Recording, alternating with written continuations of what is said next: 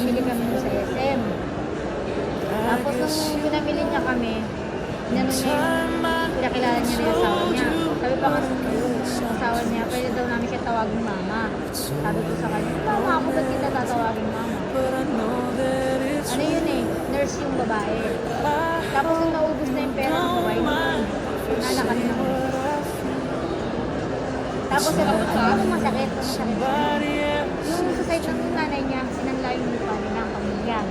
Yung lupa nila, papakulong. Pagpupos magpapakulong lupa, din dapat totally sa papa ko na yun.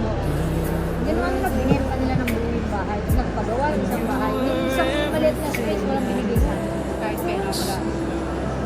Pinagpin niya, ay hinayanan namin sa kanila. Kaya doon na lang galit ng papa ko sa kanila ngayon.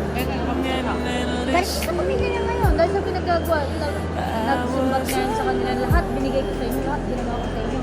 Pati yung mga anak ko, tinikis ko para sa inyo. Tapos ganyan gagawin mo sa akin. Ngayon sama sila malapit, lahat kasi nakumbat namin sa kanya.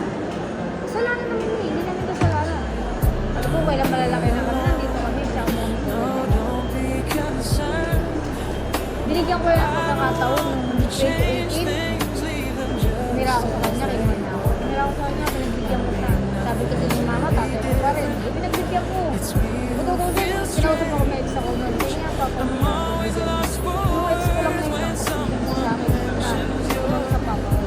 Nira ako sa kanya. Alam mo ba, sabi niya yung asawa, tsaka ng anak ko. Isang linggo pa lang ako sa kanya. Sabi ko sa kanya, sabi niya sa kanya, bumibig kayo ng pagkain. Eh di naman niya sabi na, niya, katrabaho ka naman na, magambag ka. Diba? Para sa pamilya. Kasi alam ko naman yun eh, magambag naman ako. Nagbibigay naman ako. Pero yung sabihin ko ako ng pagkain. Huwag ko sa akin yun. Tapos ang ginawa ng asawa ko, unang iiyak, inaaya ko rin akong kumain. Hindi nagbibigay ako kahit pang gano'n. Nalasing siya, nagalit siya. Hiningan niya ako, hiningan ng pera.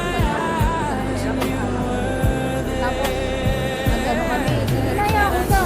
Tapos, isang beses na wala akong kapera. Nilipot ako yung kape niya, stick lang ah. Black coffee. Wala pa akong asukal, yung stick lang, isa lang. Grabe yung pananalita niya sa akin na, wala ko bang pera? Pati yung kape ko, pinakape mo. Sabi niya, hindi yung marunong yung sarili mo. Wala kung wala ka pang bili, mag-tiis ka.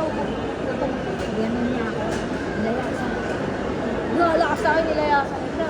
Hindi ako sa bahay, galit ako sa kanya. Binilak ko siya sa lahat. Galit ako sa akin. Hanggang sa siya pa yung may sagala magsalita sa akin ng kung ano. Grabe yung galit ko dahil sa isang stick na